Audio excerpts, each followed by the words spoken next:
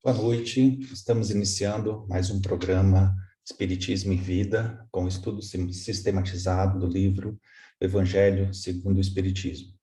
Meu nome é Paulo Lodi, eu sou trabalhador do Centro Espírita Vicente de Paulo, da cidade de Bauru, e do Allan Kardec Fellowship Society, da cidade de San Diego, na Califórnia, nos Estados Unidos.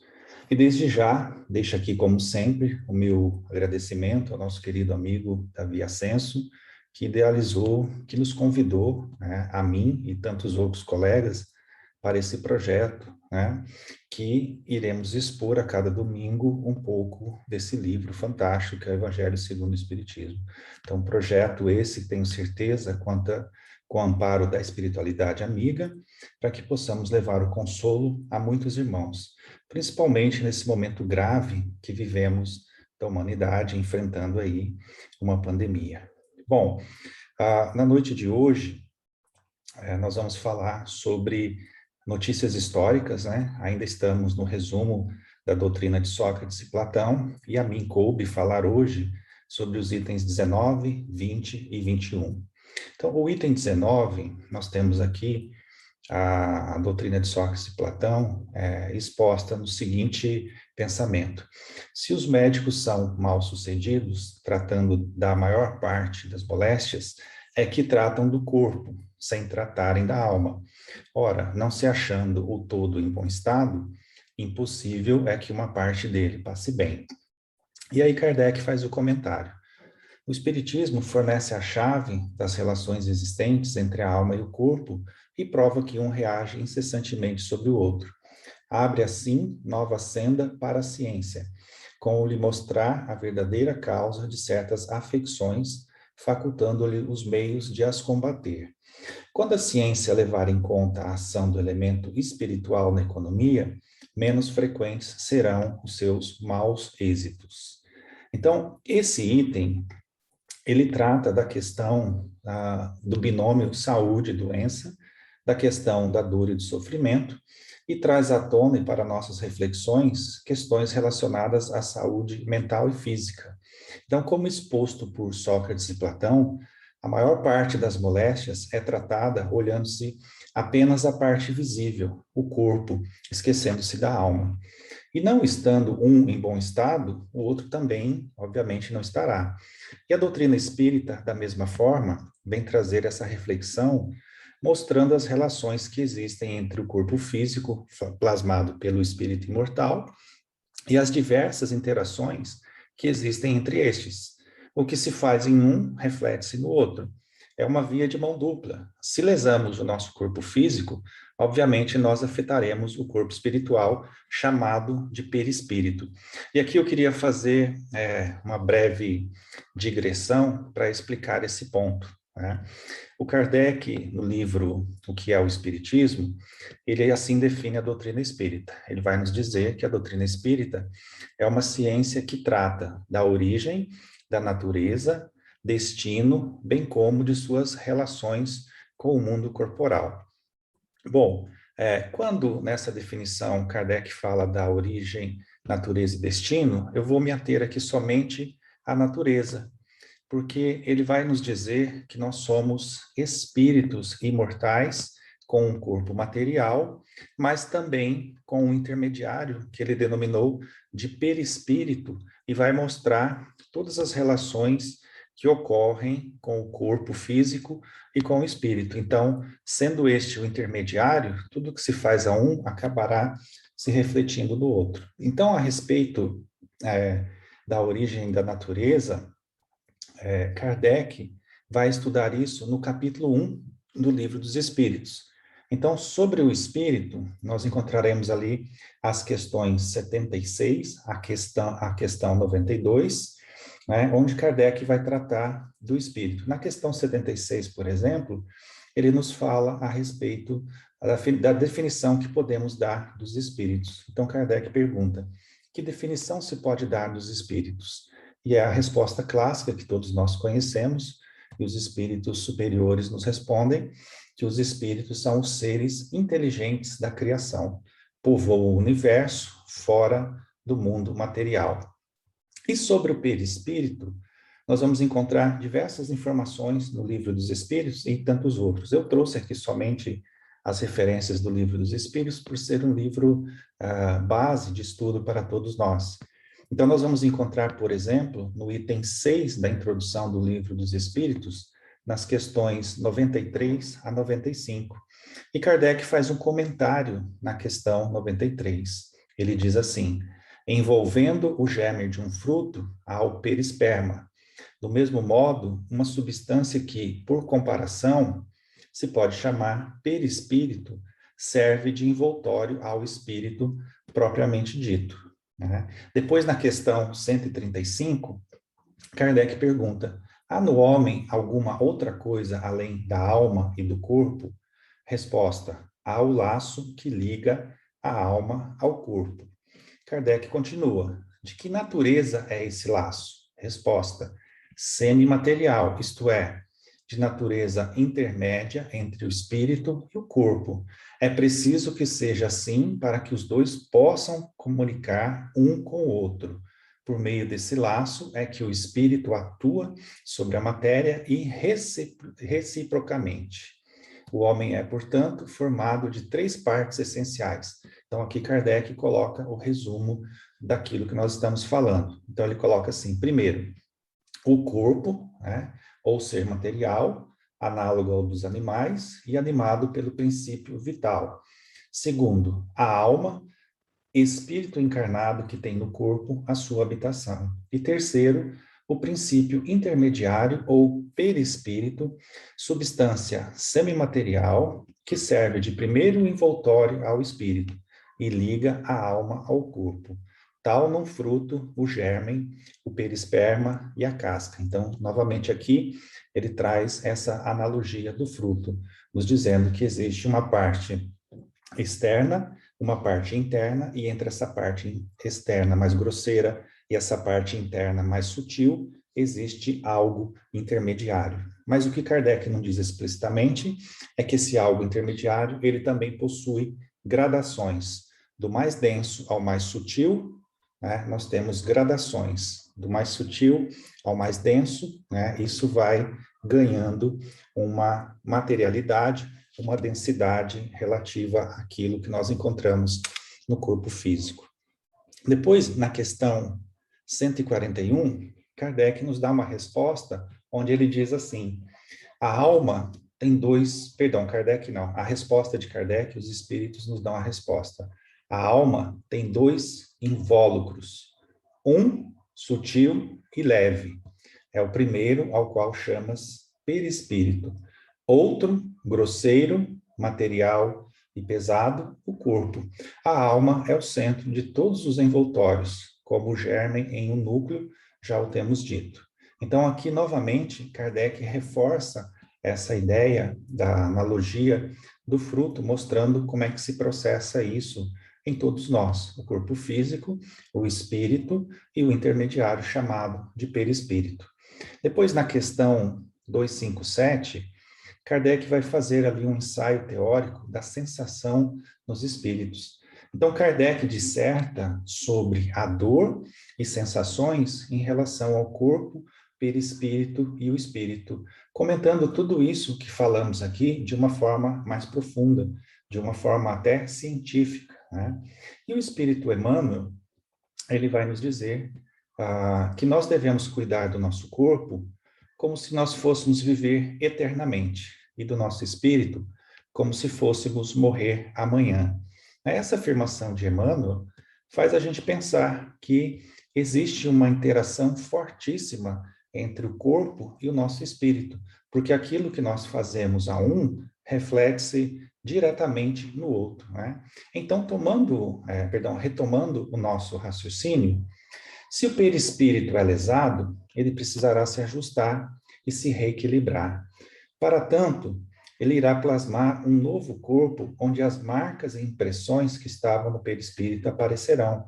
É assim que nós vemos muitos indivíduos que buscaram o suicídio atentando contra o corpo físico e lesando o perispírito, porque alguém deve se perguntar, mas como é que a gente lesa o perispírito? Dessa maneira, Tudo aquilo que fazemos ao nosso corpo ficará grafado, registrado no nosso perispírito. Então, estes irmãos que atentaram contra o corpo físico lesam o perispírito e estes podem nascer, né, mais tarde com lesões sérias na parte que for afetada pelo ato em si.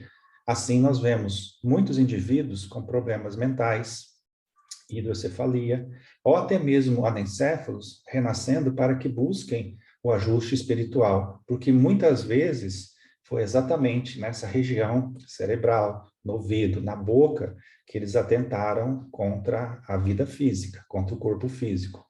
Outros podem renascer como autistas, outros renascem com limitações aqui ou ali, em determinado setor do corpo físico. Não é o nosso objetivo fazer uma análise profunda de todas as consequências que advêm desses atos em si. Alguns renascem com transtornos mentais, que são fruto de culpas e crimes perpetuados no passado espiritual de cada um. Alguns desses crimes não vieram à tona, ou seja, as pessoas não ficaram sabendo, a sociedade não ficou sabendo, mas o espírito sabe que os cometeu. Assim, com a consciência culpada, vai se desequilibrar e vai plasmar o corpo físico com limitações no cérebro ou no sistema nervoso.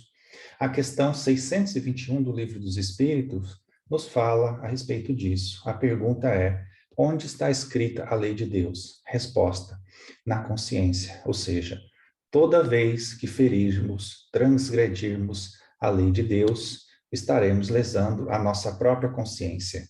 E a consciência, entre aspas, não perdoa. Ela devolve para nós tudo isso que volta muitas vezes na forma de sofrimento, de tormentos, para que a gente possa se reequilibrar. Daí nós vemos muitos indivíduos, em função da culpa, em função da consciência culpada, com medo. E o medo, ele plasma transtorno de vários matizes. A ansiedade, o transtorno de ansiedade generalizada, a síndrome do pânico, a depressão, e todos estes com diferentes matizes. Então, o medo surge como uma defesa, né? O medo de ser descoberto, o medo de sofrer, o medo de descobrirem que fizemos algo de muito grave para a sociedade, de muito grave para tantos outros indivíduos, o medo de sermos descobertos por aqueles irmãos que lesamos. E aí nós vemos esse medo tomar conta de todos nós de forma inconsciente. Muitas vezes não sabemos de onde vem esse medo. Muitas vezes percebemos crianças extremamente ansiosas, medrosas perante a vida. Então, a ansiedade, ela vai assumir diferentes níveis, variando desde a ansiedade normal até a ansiedade patológica, onde o indivíduo experimenta a sensação de morte, parecida com a síndrome do pânico. Nesse nível, encontra-se o transtorno de ansiedade generalizada. E tudo isso, todos esses medos podem conduzir a diferentes fobias, né? Por exemplo, a síndrome do pânico, que é uma fobia muito grave e tem afetado muitos indivíduos no século atual que vivemos, né? E a síndrome do pânico, ela tem origem no nosso passado, na culpa, em algo que fizemos, mas que ninguém ficou sabendo, mas que ficou esculpido em nosso inconsciente, conforme a questão 621 que acabamos de comentar. Então, a pessoa nasce com certo medo, um medo que ela não sabe exatamente o que é. E à medida que vai vivendo, esse medo vai se transformando em fobia, porque fica no inconsciente essa necessidade de reparar o erro cometido. Uma certa ansiedade que se expressa na forma, muitas vezes, de timidez, que é o nosso complexo de inferioridade, ou de exibicionismo, que é o complexo de superioridade, conforme a Joana de Anges nos informa. Então, a timidez, quando temos vontade de expressar certos sentimentos e não conseguimos, porque achamos que não seremos compreendidos. O exibicionismo, o indivíduo vaidoso que gosta de aparecer, mas que no fundo está conflitado. Então, a ansiedade e o conflito de fobia estão intimamente associados. Esses conflitos somatizam e acabam migrando para o corpo, conforme que já citamos acerca do perispírito, porque existe uma relação direta entre esses dois. Daí o nosso sistema nervoso central não funciona como deveria. acabamos num estado permanente de desequilíbrio. Nossos neurônios não funcionam como deveriam. E aqui uma pequena observação sobre a síndrome do pânico. Não é nosso objetivo aprofundar esse tema, mas apenas mostrar que culpas inconscientes afetam diretamente o nosso corpo físico, porque ficaram gravadas em nosso psiquismo, ali no perispírito. Então, o portador da síndrome do pânico tem muito medo, medo de viver. Daí, quando ele sente a crise, ele tem sensação de morte, porque ele não viveu. É como se o espírito enviasse a seguinte mensagem: é isso que está acontecendo em nível psíquico, não estamos vivendo. Porque o portador do pânico tem potenciais que muitas vezes não consegue ou não quer desenvolver, potenciais mediúnicos, potenciais afetivos. Muitas vezes tem medo de se entregar ao amor, porque em experiências passadas sofreu e agora tem medo de amar. Então ele reprime e tenta controlar a vida. Essa é uma característica muito comum da síndrome do pânico e dos indivíduos que possuem ansiedade. O indivíduo quer controlar. Ele sempre pautou a sua vida no controle, até que chega um ponto em que ele adoece.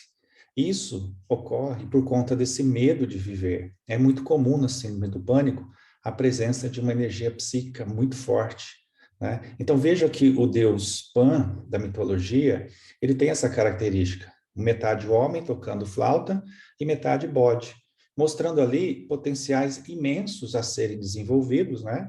Mas com energias instintivas ainda aprisionadas. Então, essa metade homem que toca flauta aspira ao divino, ao belo, à música, mas a metade bode prende ainda o homem à inferioridade, aos instintos. Então, muitas vezes, essa energia, esses potenciais, são canalizados de forma equivocada pelo indivíduo que tem esse síndrome do pânico.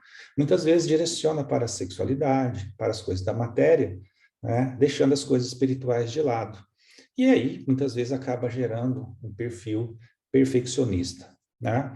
E aí, nesse sentido, veja-se que, por conta dessa culpa esculpida ali no perispírito, pode também, né, nesses casos, ocorrer o processo de obsessão, que ainda vão agravar mais a situação. Então, existem processos de síndrome do pânico que são ocasionados por processos obsessivos.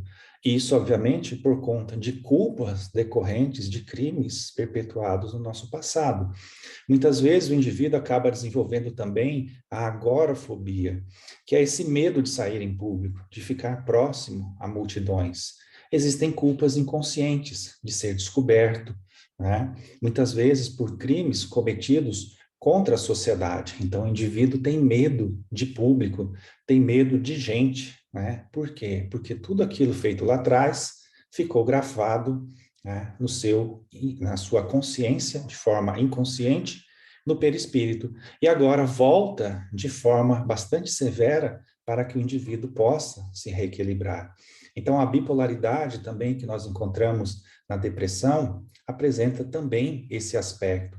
Indivíduos geralmente estão vinculados a entidades obsessoras, irmãos que nós lesamos no passado e que agora vêm efetuar essa cobrança para o nosso reequilíbrio.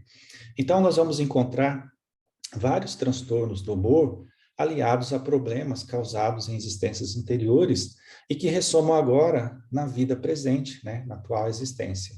E aí, obviamente, a terapia é assistência psicológica para minorar os efeitos e assistência espiritual para ir à fonte do problema, o erro do passado e o medo que nos toma de forma exagerada. Mas relembrando Sócrates e Platão, para que não nos percamos nas nossas reflexões, né, como eles dizem, não é o corpo que está enfermo. Essa doença advém do espírito, porque este transgrediu a lei de Deus. O corpo apenas reflete o desequilíbrio. Conforme asseverava Hipócrates, o pai da medicina, não existem doenças, e sim doentes, ou seja, o desequilíbrio do espírito abre o campo para a instalação das doenças, e as doenças podem ser mentais ou doenças físicas que serão migradas para o corpo. No livro Conflitos Existenciais, Joana de Ângeles trata de diversos temas relacionados às nossas heranças espirituais no contexto das emoções e dos sentimentos, né, os transtornos de humor que todos nós temos. E no livro Plenitude, Joana de Ângeles, ela faz uma reflexão maior e mais profunda sobre o tema do sofrimento, elencando ali as causas, os efeitos e nos lembra algo muito importante que tem relação com o que estamos dizendo. Somos herdeiros de nós mesmos. Tudo remonta a uma causa, seja atual, seja pretérita.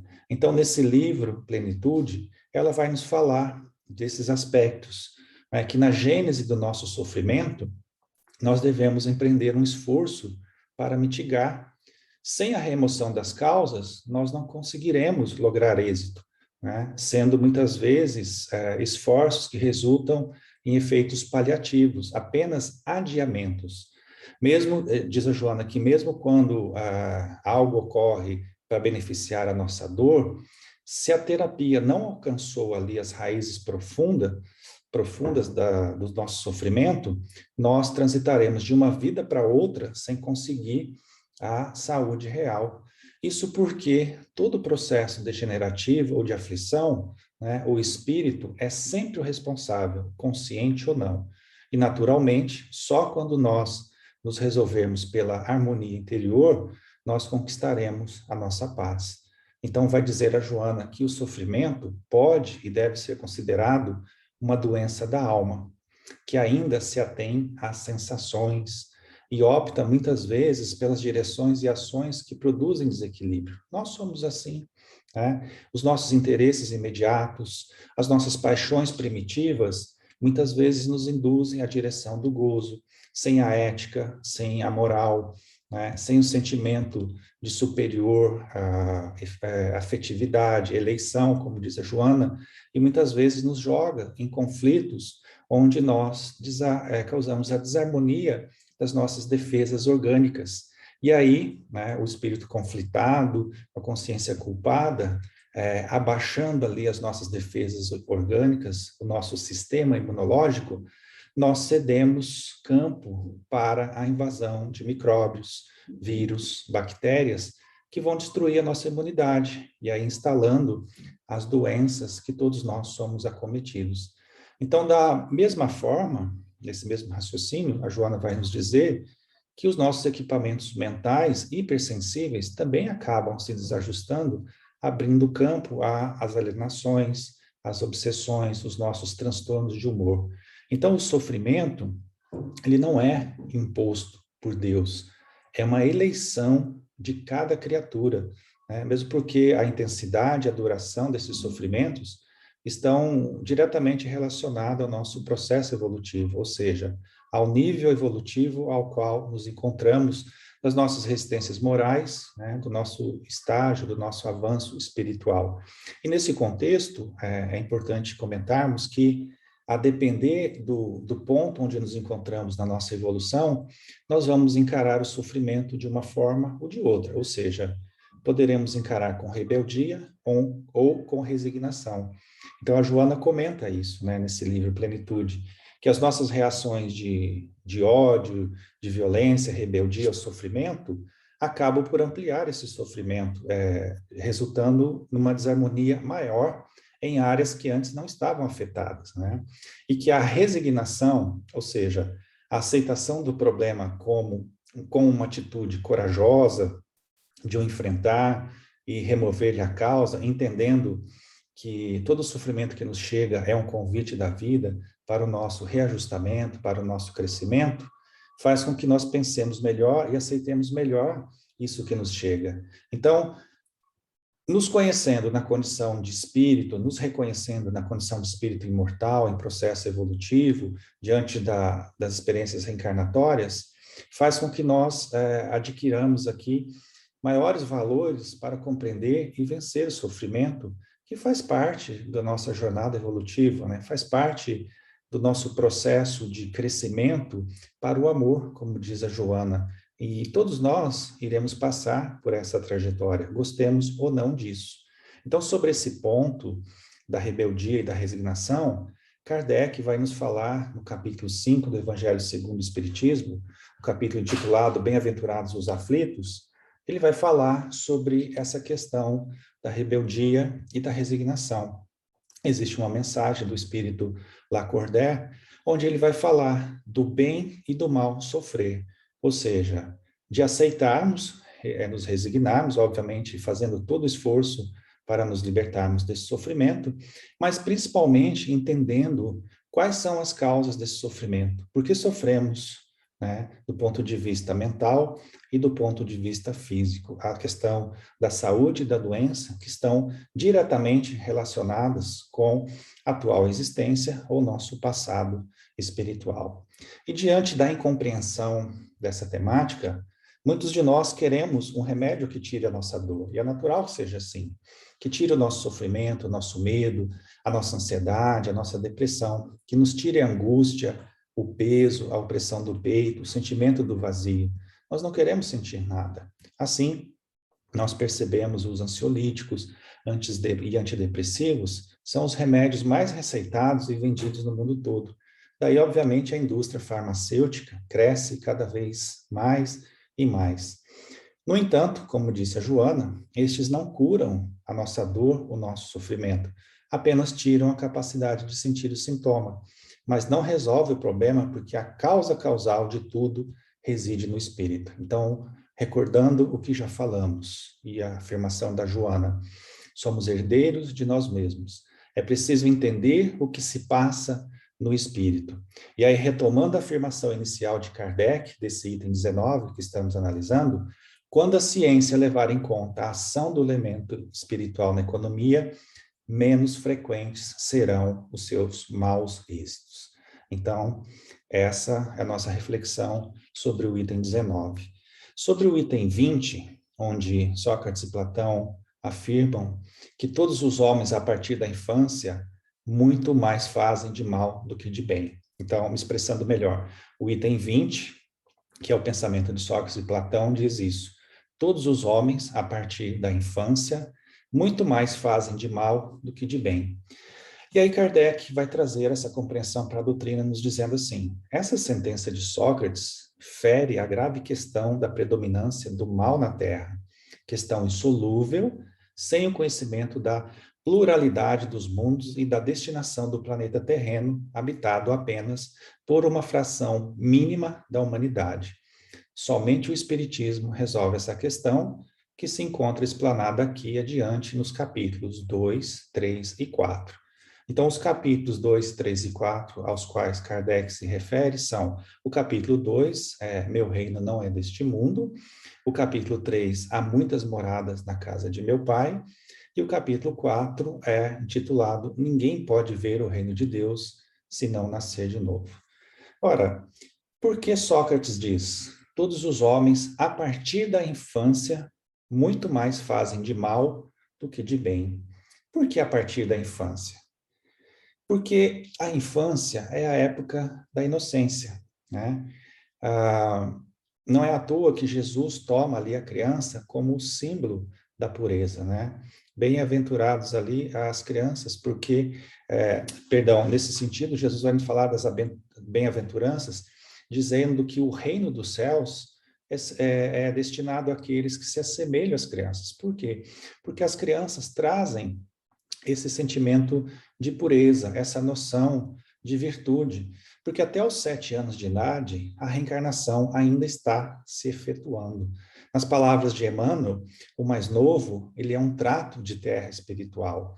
Nessa fase, o espírito está completamente aberto para receber as impressões da educação moral, o afeto e o amor dos seus pais.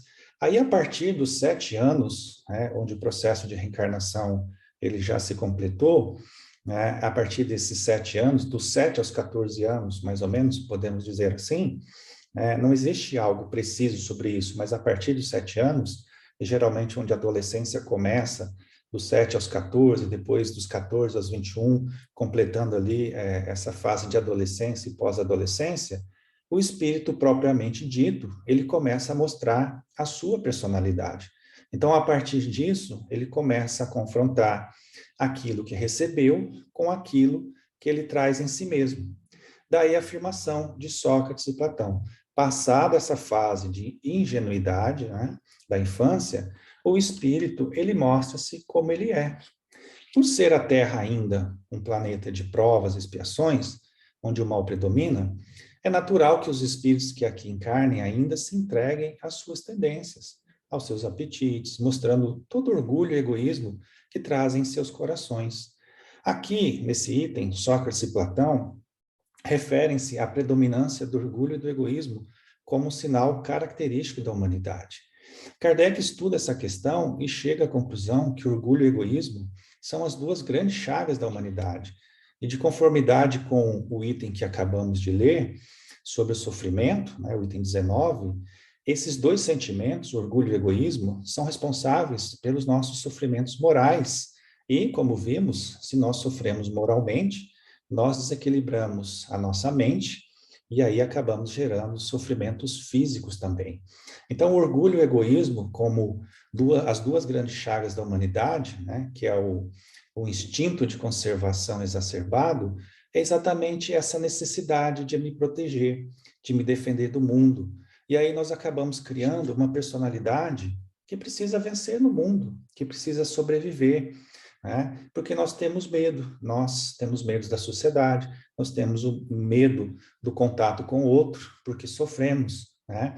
E aí isso vai se perpetuar ao longo do tempo e é causa de grande sofrimento a todos nós. Na questão 785 do Livro dos Espíritos, Kardec pergunta: qual o maior obstáculo ao progresso? E os espíritos respondem: o orgulho e o egoísmo. Refiro-me ao progresso moral, porque o intelecto se efetua sempre. Então, veja, nessa questão, os espíritos deixam bem claro, né, a questão do orgulho e do egoísmo como essas duas grandes chagas da humanidade. Mais à frente, estudando essa questão das leis morais, Kardec vai perguntar na questão 908 como se poderá determinar o limite onde as paixões deixam de ser boas para se tornarem más. E aí os espíritos nos dão uma resposta muito interessante. Eles dizem assim, que as paixões são alavancas que decuplicam as forças do homem e o auxiliam na execução dos desígnios da providência. Mas, se em vez de dirigir, deixa que elas o dirijam, cai o homem nos excessos, e a própria força que, manejada pelas suas mãos, poderia produzir o bem, contra ele se volta e o esmaga. Todas as paixões têm seu princípio no sentimento ou numa necessidade natural. O princípio das paixões não é assim o mal, pois que assenta numa das condições providenciais da nossa existência. A paixão propriamente dita é a exageração de uma necessidade ou de um sentimento. Está no excesso e não na causa. E este excesso se torna um mal quando tem como consequência um mal qualquer. Então, o orgulho, meus caros, é essa força que aurimos, para nos mantermos vivos, de que precisamos nos valorizar, mas de maneira desequilibrada, né? Exagerada, como mostra essa questão, acreditando que o outro que é inferior e que nós somos melhores, a ilusão do ego. Então, esse sentimento do orgulho dá origem ao nosso egoísmo. E o que é o egoísmo? Né? O fato de nos sentirmos melhores, superiores, vai fazer com que todos nós comecemos a pensar unicamente em nós, ou seja, eu preciso suprir as minhas necessidades. É por isso que na questão 913, quando Kardec pergunta, dentre os vícios, qual que se pode considerar mais radical, os espíritos respondem: o egoísmo. Daí deriva todo o mal. Estudai todos os vícios e vereis que no fundo de todos há egoísmo. E aí na questão 895, né, Kardec faz uma pergunta assim: postos de lado os defeitos e os vícios acerca dos quais ninguém se pode equivocar, qual o sinal mais característico da imperfeição? E a resposta é o interesse pessoal. E aí, nessa resposta, os espíritos comentam assim: o verdadeiro desinteresse é coisa ainda tão rara na Terra que, quando se patenteia, todos o admiram como se fosse um fenômeno. E o que é o egoísmo? É a necessidade urgente de querer tudo para mim, não importam os meios. Eu tenho que chegar ao fim. Qual é o fim? A minha satisfação, o interesse pessoal.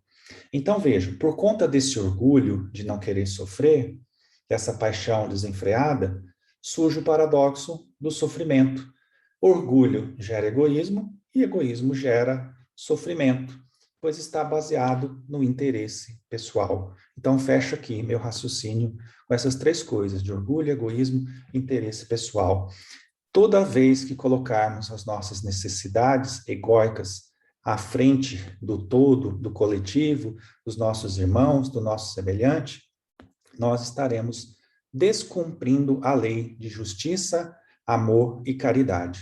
Kardec, na questão 875, pergunta: como é que se pode definir a justiça? Resposta: a justiça consiste em cada um respeitar os direitos dos demais.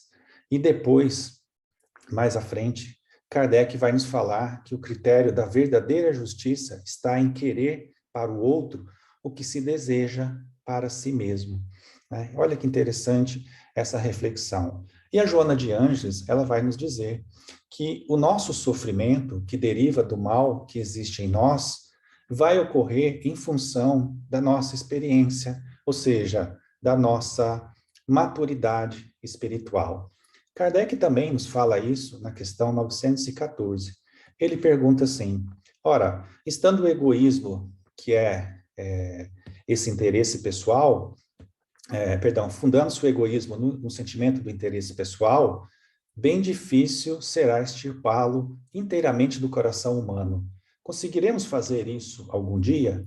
E a resposta dos espíritos é essa: à medida que os homens se instruem acerca das coisas espirituais, menos valor dão às coisas materiais. Depois, necessário é que se reformem as instituições humanas que o entretêm e excitam. Isso depende da educação.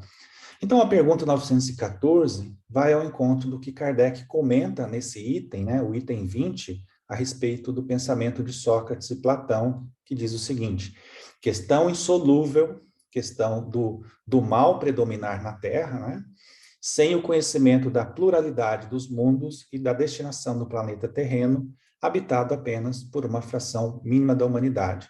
Somente o Espiritismo resolve essa questão, que se encontra explanada aqui adiante, nos capítulos 2, Meu Reino Não É Deste Mundo, capítulo 3, Há Muitas Moradas na Casa de Meu Pai, e capítulo 4, Ninguém Pode Ver o Reino de Deus, se não nascer de novo.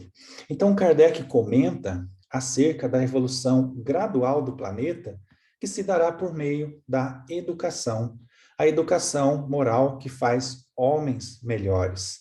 E por que a educação? Justamente para suplantar o mal que gera o sofrimento, que é decorrência desses sentimentos que fomos aí adquirindo ao longo do nosso processo evolutivo. O orgulho, o egoísmo, que estão pautados no interesse pessoal.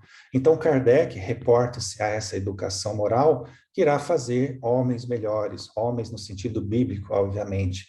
Então, Kardec reporta-se aos capítulos 2, 3 e 4 do Evangelho segundo o Espiritismo, porque estes tratam da vida futura, né, que é o capítulo Meu Reino Não É Deste Mundo, tratam ali da pluralidade dos mundos habitados, mostrando que aqui, o local onde nós habitamos hoje, né, é um mundo de provas e expiações, onde o mal predomina.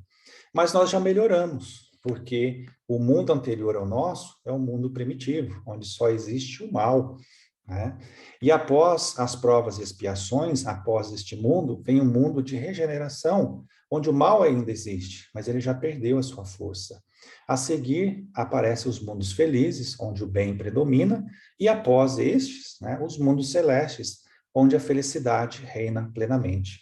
Para que tudo isso se processe e possamos alcançar tal estado de coisa, é necessário nascer de novo, né? Como Kardec muito bem coloca.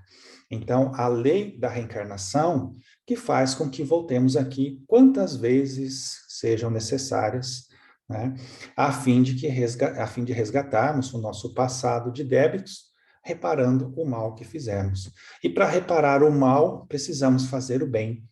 Daí, né, o lema do capítulo 15, né, do Evangelho segundo o Espiritismo: fora da caridade não há salvação, aprendendo a amar. Mas para aprender a amar, nós precisamos amar a nós mesmos, dentro da máxima do Velho Testamento enunciada por Jesus: amar a Deus e ao próximo como? Como a ti mesmo. Bom, Passando finalmente para o item 21 desse estudo aqui do pensamento de Sócrates e Platão. Nesse item 21, o pensamento de Sócrates e Platão está exposto assim: ajuizado serás, não supondo que sabes o que ignoras. Essa frase bem simples, né, traz aqui um pensamento muito profundo, né, que talvez seja uma característica própria de Sócrates, uma vez que Sócrates é quem enunciava as ideias e Platão simplesmente as grafava. E aí o Kardec faz um comentário aqui sobre esse item. Ele diz assim, olha, isso vai com vistas aos que criticam aquilo de que desconhecem até mesmo os primeiros termos. Platão completa esse pensamento de Sócrates dizendo: tentemos primeiro torná-los, se for possível, mais honestos nas palavras. Se não o forem, não nos preocupemos com eles e não procuremos senão a verdade. Cuidemos de instruir-nos, mas não nos injuriemos. É assim que devem proceder os espíritas com relação aos seus contraditores de boa ou má fé. Revivesse hoje Platão e acharia as coisas quase como no seu tempo e poderia usar da mesma linguagem. Também Sócrates toparia criaturas que zombariam da sua crença nos espíritos e que o qualificariam de louco, assim como ao seu discípulo Platão. Então, esse é o comentário de Kardec acerca do pensamento de Sócrates. Ajuizado serás, não supondo que sabes o que ignoras. Bom, nesse item, o pensamento de Sócrates e Platão, né, eles fazem aqui uma recomendação de que não devemos emitir opinião sobre fatos que ignoramos, sobre aquilo que não nos debruçamos para avaliar seriamente. Isso diz respeito a ideias pré-concebidas, de indivíduos que criticam tudo e que se opõem a tudo sistematicamente, sem ao menos investigar e aprofundar o conhecimento sobre determinado ponto. Foi assim com eles naquela época, né? Diversos detratores e caluniadores fizeram com que Sócrates fosse condenado a beber cicuta, porque ele ensinava conceitos relativos à liberdade e à reencarnação, a pensar diferente. A história nos mostra isso. 70 foram seus acusadores, mas a história não registra seus nomes, mas ao contrário, registra o nome de Sócrates. Dentro desse processo, a sua esposa, Xantipas, lhe diz: Sócrates, o que falam de ti são calúnias, né? Porque Sócrates foi condenado por calúnias. E ele lhe responde: e tu querias que fosse verdade? Que bom que são calúnias. Olha a profundidade dessa resposta, olha a sabedoria disso. Que bom que são calúnias, né? Tu querias que fosse verdade? Deixemos os caluniadores à mercê de sua sorte, né? E aí Sócrates vai cumprir o seu destino porque ele acreditava na imortalidade da alma, na existência do mundo espiritual, um espírito nobre que cumpriu ali retamente a sua missão. Não obstante, o Kardec, à sua época, também se vê alvejado por detratores de todos os lados. No primeiro momento, Kardec recua diante dos fatos observados, acreditando que as mesas girantes eram apenas fenômenos do magnetismo facilmente explicáveis. No entanto, após se debruçar e aprofundar os estudos sobre aqueles fenômenos, ele nota ali algo mais profundo, algo além da compreensão normal. As mesas estavam respondendo, né? Então tinha um pensamento ali. E aí ele se debruça e percebe e nota, chega à conclusão de que eram as almas dos homens mortos que voltavam para se comunicar com o mundo dos supostos vivos. Então Kardec faz aquilo que Sócrates chama a nossa atenção. Ajuizado serás, não supondo que sabes o que ignoras. Kardec mergulha nas reflexões, nos fatos, nas análises, para se convencer e emitir juízo sobre os fenômenos. É assim que ele codifica a doutrina espírita e nos deixa várias recomendações sobre os diversos fenômenos. Uma delas, né, uma dessas recomendações, muito importante, a universalidade do ensino dos espíritos, né? Então, hoje em dia, nós vemos isso também, de certa forma. A internet, ela deu voz a muitos supostos especialistas em tudo. Todos opinam sobre tudo, mesmo não sendo especialistas em coisa alguma. Artistas, músicos, pessoas sem cultura alguma, sem ciência alguma, opinam sobre todos os assuntos, até mesmo sobre a ciência. Mesmo que invoquem o tempo todo o que falam e fazem, é tudo em nome da ciência, que muitas vezes eles desconhecem. A maioria faz citação de autores, poetas, etc., que nunca leram. Se dedicam a analisar todos os assuntos possíveis, exortando opiniões, críticas, falácias e comentários. A nós outros cabe o bom senso. Não é porque a internet deu voz a um bando de indivíduos que que nós deveríamos dar ouvidos a estes. Né? A nós cabe o discernimento, o estudo, a reflexão e a maturação do conhecimento, né?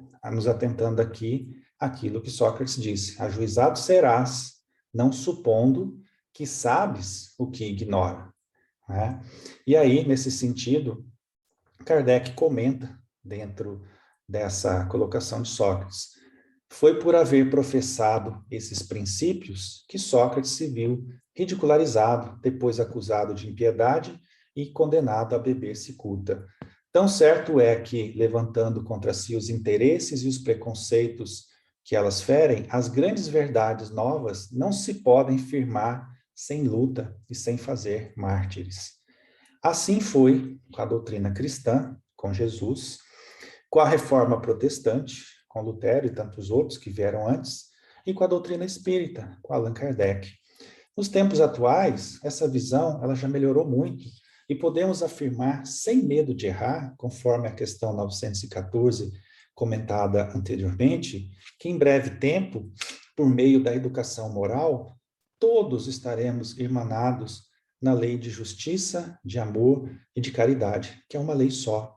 Nos reconheceremos como irmãos, filhos do mesmo Pai. Né? Então, termino aqui agora a minha reflexão, a minha fala sobre esses itens, desejando a todos uma excelente noite. Até o próximo domingo, às 20 horas, onde nos reencontraremos novamente aqui, com a continuidade do nosso estudo, onde teremos aqui o nosso companheiro, o nosso querido Davi Ascenso, que vai dar continuidade ao estudo do Evangelho e passaremos a estudar o capítulo 1, né, na sequência dos nossos estudos relativos ao Evangelho segundo o Espiritismo. Então, boa noite a todos, muita paz e que Deus continue nos abençoando a todos, hoje e sempre. Graças a Deus, que assim seja.